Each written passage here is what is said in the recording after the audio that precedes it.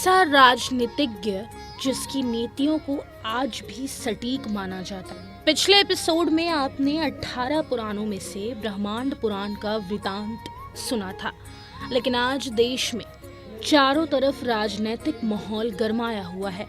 हर तरफ उसका इस पर और इसका उस पर वार या तंज कसना स्वाभाविक ही है। जी हाँ, आज मैं आप सबको धर्म से थोड़ा हटकर राजनीति की ओर ले जाना चाहूंगी, क्योंकि दुनिया के सबसे बड़े लोकतंत्र की राजनीति कहाँ जा रही है और हमारे शास्त्रों में राजनीति का क्या महत्व है। आइए धर्म विरासत के इस एपिसोड में आज हम उस राजनीतिज्ञ की बात करते हैं जिसकी नीतियों को हमेशा ही अग्रगण्य माना गया है और उन नीतियों की चर्चा हर जगह होती ही रहती है। शायद आप लोग अब तक जान गए होंगे कि मैं किस पौराणिक राजनीतिज्ञ की बात कर रही हूँ। वैसे हम इससे पहले यह जान लेते हैं कि राजनीति क्या है। इसका अर्थ है राज को चलाने या राज करने की नीति, और जो भी राजा जैसे स्वभाव का होता है ठीक उसी प्रकार से अपने राजकाज को भी चलाता है। इसलिए कहा जाता है कि यथा राजा तथा प्रजा। जी हाँ, आज हम बात कर रहे हैं हस्तिनापुर के प्रधानमंत्री और राजनीति के सफल नीतिकार, कुशल वातिशील और कुशाग्र बुद्धि महात्मा विदुर की, जो सनातन हिंदू धर्म के पौराणिक, धार्मिक व गुड़ राजनीति की कहानी है, जिसे हम महाभारत के रूप में जानते हैं। जहाँ हम इसके केंद्रीय पात्रों की बात करते हैं तो उनमें हस्तिनापुर के प्रधानमंत्री का नाम आएगा, जो कौरवों और पांडवों के चाचा श्री, काका और धृतराष्ट्र और पांडु के भाई थे, जिसका जन्म विचित्रवीर्य की रानी अंबिका की प्रिय दासी के गर्भ से और वेदव्यास जी के आशीर्वाद से हुआ था। अब थोड़ा सा महाभारत की तरफ जाकर हम उस समय की बात करते हैं जब राजा शांतनु और सत्यवती के दोनों पुत्र चित्रांगद और विचित्रवीर्य पैदा हुए। तो उनके बचपन में ही राजा शांतनु का स्वर्गवास हो गया और राजकाज व राज परिवार की सारी जिम्मेदारी गंगा पुत्र भीष्म पर आ गई। भीष्म ने चित्रांगद को राजगद्दी सौंप दी, लेकिन वह गंधर्वों से युद्ध करते हुए वीरगति को प्राप्त हो गए और भीष्म ने राज्य अपने अनुज विचित्रवीर्य को सौंप दिया और उसका विवाह काशी के राजा की कन्या अंबिका और अंबालिका के साथ करवाया। समय का पहिया घूमता रहा और रानी अंबिका के गर्भ से धृतराष्ट्र का जन्म हुआ, जो जन्मांध थे, और अंबालिका के गर्भ से पांडु ने जन्म लिया। और महात्मा विदुर के जन्म का जिक्र मैं पहले ही कर चुकी हूँ। महात्मा विदुर को धर्मराज का अवतार माना गया। उनके इस जन्म के लिए एक संदर्भ आपको सुनाना चाहूंगी, जो कि इस प्रकार है। ऋषि मांडव्य के आश्रम से एक बार राजा के दूतों ने चोरों को पकड़ा, जिसमें वे ऋषि को भी चोर समझकर अपने साथ राजा पकड़कर ले गए। राजा ने ऋषि सहित चोरों को सूली पर चढ़ाने की सजा दे दी, और जब ऋषि को सूली पर चढ़ाया जा रहा था तो राजा को ज्ञात हुआ कि वे चोर नहीं बल्कि एक ऋषि हैं। तब राजा ने उन्हें सूली से उतरवा दिया और उनसे क्षमा याचना की। लेकिन मांडव्य ऋषि यमलोक में धर्मराज के पास पहुंचे और धर्मराज से पूछा कि आपने किस पाप के कारण मुझे ये सजा दी। धर्मराज ने ऋषि को बताया कि जब आप बच्चे थे तो आपने एक उड़ने वाले टिड्डे को पकड़कर उसे कुशा की नोक से छेद दिया था, जिसके कारण आपको यह सजा दी गई। इस पर ऋषि बोले कि मैंने जब ये कार्य किया तब मैं अबोध बालक था और अज्ञानवश किए गए इस कार्य के लिए इतना कठोर दंड देकर आपने जो अपराध किया है, इसके लिए मैं आपको श्राप देता हूँ कि हे धर्मराज, तुम अगले 100 वर्ष तक शूद्र के रूप में मृत्यु लोक में रहोगे।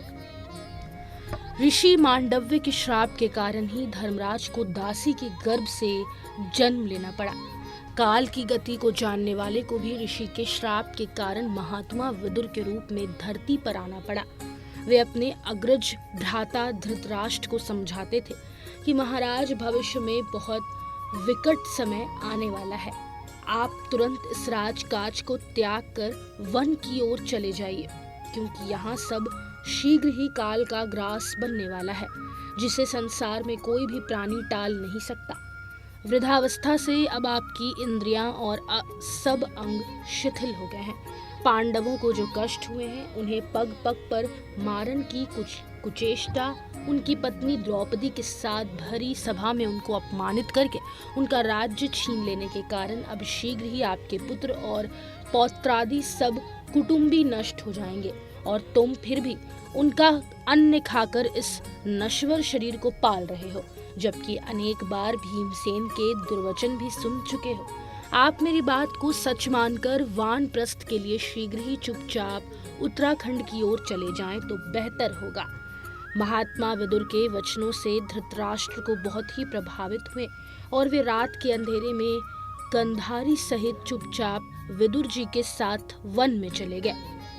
जब प्रातःकाल सब प्रकार के नित्य कर्मों से निवृत्त होकर गौमाता, भूमि और सुवर्ण दान करके युधिष्ठिर अपने गुरुजन सहित धृतराष्ट्र, विदुर और गांधारी के दर्शन करके उनके कक्ष में गए, तब वहां पर उनको ना पाकर बहुत चिंतित हो गए और सोचने लगे कि कहीं भीम की बातों से त्रस्त होकर या फिर पुत्रों की मौत के शोक से दुखी होकर माता गांधारी और धृतराष्ट्र ने कहीं गंगा में डूबकर आत्महत्या तो नहीं कर ली।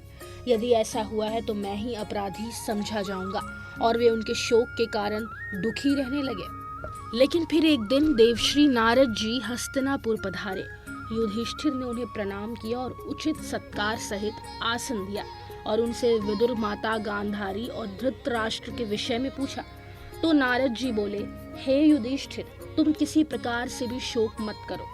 संपूर्ण विश्व श्रीहरि के वश में है और वे सबकी रक्षा करते हैं, यानी कि कोई भी किसी की रक्षा नहीं कर सकता। यह जग नश्वर है और यहाँ जाने वालों के लिए शोक नहीं करना चाहिए। इस शोक का कारण केवल हमारा मोह है, जिसे हमें त्याग देना चाहिए। इस पंच भौतिक शरीर का नाश होना काल के वश में है। तुम्हारे तात धृतराष्ट्र, माता गांधारी और काका विदुर उत्तराखंड में सप्तऋषियों की तपोस्थली में आश्रम बनाकर रहते हैं। वहां वे तीनों प्रातःकाल स्नान करके अग्निहोत्र करते हैं, जिससे वे पाप रहित हो चुके हैं। अब उन सबकी संसारिक कामनाएं शांत हो चुकी हैं और वे सदा भगवान के ध्यान में रहते हैं। अब उनके तमोगुण, रजोगुण, सतोगुण और अहंकार बुद्धि के सब विकार नष्ट हो चुके हैं और वे अब भगवान में लीन रहते हैं। लेकिन गौर करने की बात है जो मैं तुम्हें बताता हूँ कि आपके तात आज से 5वें दिन अपना शरीर त्याग देंगे, क्योंकि जिस वन में वे रहते हैं उस वन में अग्नि लगने से वे उसमें भस्म होकर मर जाएंगे और माता गांधारी भी उसी आग में अपने जीवन को स्वाहा कर लेंगी और फिर विदुर जी वहां से तीर्थ यात्रा के लिए आगे चले जाएंगे। अंत में आप उनकी चिंता करना त्याग दो। ये सब कहकर देवश्री नारद आकाश मार्ग से स्वर्ग को चल दिए और युधिष्ठिर ने देवश्री से ज्ञान लेने के बाद शोक को त्याग दिया, क्योंकि महात्मा विदुर को मैत्रेयी जी ने आत्मज्ञान दे दिया है। और जब विदुर सनातन धर्म के सब तीर्थ और धामों की यात्रा करके हस्तिनापुर लौटे तो पांडवों में धर्मराज युधिष्ठिर, भीम, अर्जुन, नकुल, सहदेव, द्रौपदी, सुभद्रा, उत्तरा, युयुत्स, संजय, कृपाचार्य, कुंती, कृपिनगर के सब गणमान्य नागरिकों के साथ महात्मा विदुर के दर्शन के लिए आए। सबसे मिलकर अभिवादन करने के पश्चात युधिष्ठिर ने कहा, हे काका जी, आपने हमारा बचपन से पालन पोषण किया और समय समय पर हम सबके प्राणों की रक्षा करके अनेक विपत्तियों से हमें बचाया और अपने ज्ञान में हमें सद्मार्ग दिखाया। हमें आपके वन गमन से भी बहुत दुख हुआ, लेकिन अब आप तीर्थ यात्रा का वृतांत सुनाएं कि आप कहाँ कहाँ गए और अपनी द्वारका यात्रा को भी अवश्य सुनाएं और कृपा करके हमारे आराध्य श्री कृष्ण का हाल भी बताएं। महात्मा जी ने युधिष्ठिर के वचनों को सुनकर सब तीर्थों का वर्णन सुनाया, लेकिन यदुवंश के विनाश के बारे में वर्णन करना उन्होंने उचित नहीं समझा, क्योंकि वे जानते थे कि यदुवंश के विनाश के बारे में सुनकर युधिष्ठिर को अत्यंत दुख होगा और विदुर कभी पांडवों को दुखी नहीं देखना चाहते थे। फिर कुछ दिन विदुर जी बड़ी खुशी के साथ हस्तिनापुर में रहे। हालांकि महात्मा विदुर के अंत के बारे में कहा जाता है कि जब हस्तिनापुर में कुरुक्षेत्र युद्ध खत्म होने के बाद पांडवों के ज्येष्ठ भाई युधिष्ठिर सम्राट बन गए और उनके कहने पर विदुर जी ने प्रधानमंत्री के रूप में पद फिर से संभाल लिया। राज करते हुए 36 वर्ष बीत गए तो बाद में विदुर सहित धृतराष्ट्र, गांधारी और कुंती के साथ संन्यास का साधारण जीवन जीने के लिए जंगल में चले गए और संजय भी उनके साथ ही थे। जब 2 वर्ष बाद युधिष्ठिर उन सबके दर्शन के लिए वन में गए तो वे देखते हैं कि काका विदुर का शरीर बहुत ही निर्जीव सा हो गया था। जब वे उनके शरीर के पास गए तो विदुर की आत्मा युधिष्ठिर के शरीर पे प्रवेश कर गई और युधिष्ठिर को पता चला कि वे और विदुर एक ही इकाई से यम के रूप हैं।